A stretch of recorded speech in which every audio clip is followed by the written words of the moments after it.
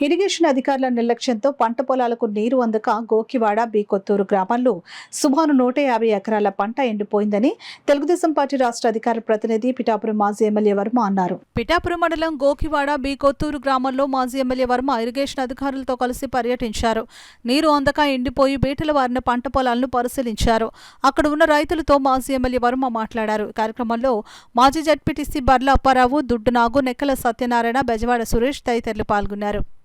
80,000 8 లక్షలు అంటే 1,30,00,000 రూపాయలు రైతులు నష్టపోయే పరిస్థితి. ఈ గారు చెప్పిన వెంటనే వచ్చారు, ఫీల్డ్ అంతా తిరిగాం, చూశారు. కాలంలో కూడా తూడు ఉండిపోయింది. ఆ తూడు రిమూవ్ చేసి 2 రోజుల్లో ఇస్తా అన్నారు. అంచేత ఏంటంటే 2 రోజుల్లోనే వాటర్ మేనేజ్మెంట్ ఇవ్వాలి, వాళ్ళకి టైం ఇవ్వాలి కాబట్టి ఇస్తున్నాం.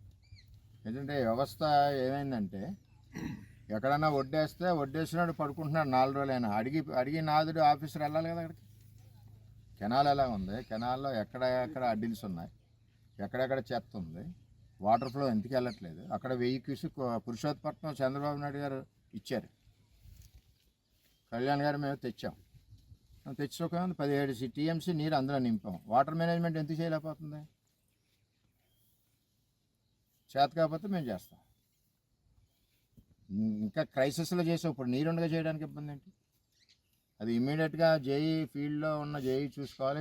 ఏ జేఈ జ్యూరిడేషన్ ఏది ఉందో ఆ జ్యూరిడేషన్లో ఒక సెంటు భూమి ఎండిపోయినా ఓడ్చకపోయినా రెస్పాన్సిబిలిటీ అతనే. ఈవేళ చూస్తా మేనేజ్మెంట్ కరెక్ట్గా ఉంటే 2 రోజుల్లో పనిష్మెంట్ ఉంటుంది, అందులో తేడా లేదు. ఎందుకంటే రైతు సమస్యలో ఎవరైతే నిర్లక్ష్యంగా ఉంటారో, ఇవేందో ఎక్కడ పట్టిసీమ ఎస్సీనే సరెండర్ చేశారు. ఎందుకు సరెండర్ చేశారు? పట్టిసీమ వాటర్ మేనేజ్మెంట్ చేయక, నీరు వదలక, పంటలు ఊడిపవ్వక మంత్రి వెంటనే సరెండర్ చేసి పడేశాడు. జాత ఏంటంటే ఆఫీసర్ని కాళ్ళు కడిగి నెత్తి మీద నీళ్ళు వేసుకుంటారు రైతులు పండించిన నాళ్ళు. నీళ్ళుండి పండించకపోతే అది నిర్లక్ష్యం అంటారు. జాత ఫర్దర్ ఈ ప్రాబ్లమ్స్ ఫేస్ అవ్వకుండా మేనేజ్ చేస్తారని అధికారులు